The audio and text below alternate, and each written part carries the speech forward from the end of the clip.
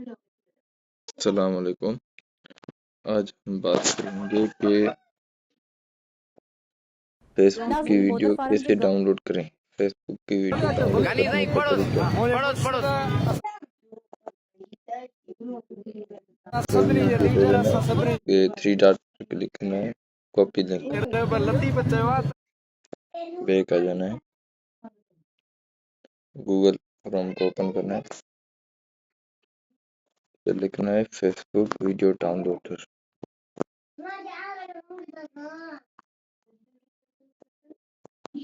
Facebook video downloader ऊपर वाले पर क्लिक करना है।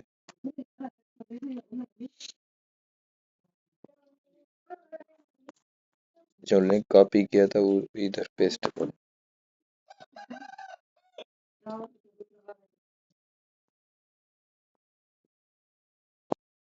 डाउनलोड पर क्लिक करना है।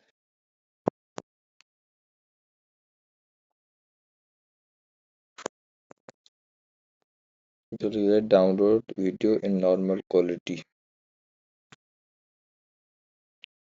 वीडियो सीधा आपकी गैलरी में सेव हो जाए।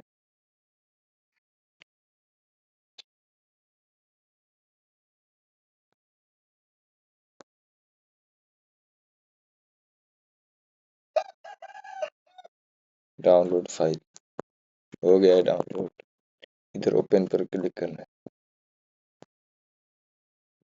ये देखो